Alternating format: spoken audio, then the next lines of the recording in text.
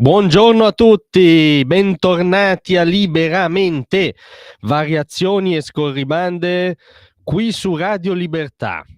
Allora noi siamo sicuri che i pacifisti nostrani, no? Quelli del fronte arcobaleno, quelli della pace anzitutto in Medio Oriente contro gli istinti guerrafondai che si aggirano dalle nostre parti, quelli per porre fine al genocidio nel loro linguaggio sconclusionato, perché tale non è da un punto di vista tecnico-storico, ma al massacro immane anche dei civili di Gaza, a nostro giudizio anzitutto a causa delle canaglie di Hamas che li hanno usati come scudi umani, ma insomma tutti coloro che giustamente ci dicono da mesi che la priorità globale è fermare la guerra a Gaza e il massacro di Gaza, tutto il vasto, variopinto e arcobaleno fronte pacifista italiota domattina, anzi oggi, subito, scenderà in piazza sventolando l'effigie di Donald Trump, ovviamente, la sua gigantografia e inneggiando all'attuale presidente americano. Ne siamo sicuri. Perché lo diciamo? Perché sta accadendo qualcosa che sembrava oggettivamente impensabile da un punto di vista storico, e cioè l'accordo di pace in Medio Oriente. L'ha annunciato appunto Donald Trump, che è stato ed è il motore di questo processo. Anzitutto con queste parole: sono molto orgoglioso di annunciare che Israele e Hamas hanno entrambi sottoscritto la prima fase del nostro piano di pace. Tutte le parti saranno trattate equamente. Questo è un grande giorno per il mondo arabo e musulmano, per Israele, per tutte le nazioni circostanti e per gli Stati Uniti d'America.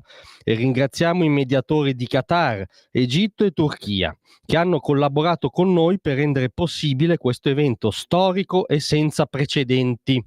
Benedetti gli operatori di pace, così scrive l'orco, il puzzone, il guerrafondaio, l'impresentabile Donald Trump. Benedetti gli operatori di pace. Lui è stato l'operatore in capo, oggettivamente, di quello che sta accadendo. Cosa sta accadendo? Anzitutto c'è l'accordo totale sulle prime immediate conseguenze, e cioè la liberazione integrale degli ostaggi vivi e, ahimè, il rilascio dei corpi degli ostaggi morti in cambio della liberazione da parte di Israele di tantissimi detenuti palestinesi nelle sue carceri, il ritiro dell'esercito israeliano su una linea, diciamo, individuata come minima, la cessazione delle operazioni a Gaza.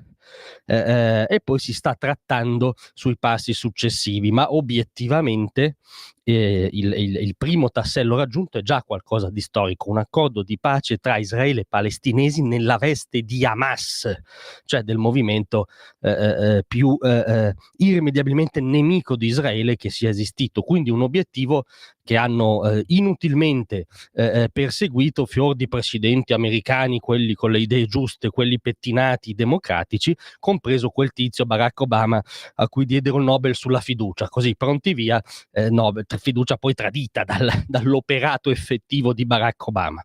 Ecco, l'operato effettivo di Donald Trump ha raggiunto questo primissimo importante accordo e a maggior ragione sta ridisegnando l'intera area del Medio Oriente, che è uno dei focolai di crisi permanenti, no, dell'ordine globale o del disordine globale. Quello che accade in Medio Oriente è specchio di quello che accade nel mondo.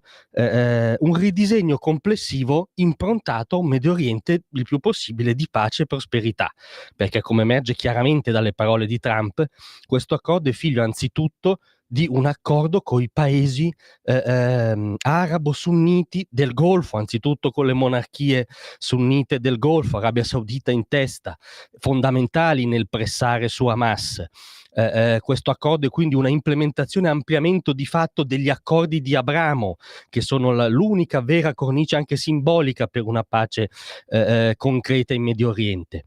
Come subordinata, non tanto secondaria, innescano la marginalizzazione definitiva di quel paese che è stato l'esportatore principale del terrorismo islamista in Medio Oriente e nel mondo, nonché la centrale del terrore antisemita che vuole cancellare Israele, l'Iran degli Ayatollah, che perde anche la sua presa su Hamas, visto che Hamas, per mera sopravvivenza, va verso questo accordo. Trump è riuscito a portare anche la Turchia a premere su Hamas, forse il paese più antisemita dopo l'Iran, facendo valere probabilmente la convenienza per la Turchia di stare nella NATO. Insomma, un'operazione geopolitica oggettivamente straordinaria, che sta portando qualcosa di straordinario, la pace in Medio Oriente. Quindi siamo sicuri che i pacifisti nostrani siano già qui fuori in piazza sotto l'effigie di Donald Trump. L'alternativa è che i pacifisti nostrani, quel fronte ideologico piazzaiolo, non sia mai stato interessato alla pace in Medio Oriente, ma abbia agito da quinta colonna dei galantuomini dei tagliagole coranici. No, ci sentiamo di escluderlo, saranno sicuramente qui fuori con l'effigie di Donald Trump. Grazie a tutti, rimanete con noi perché sta per arrivare il direttorissimo Vittorio Feltri, vi aspetto.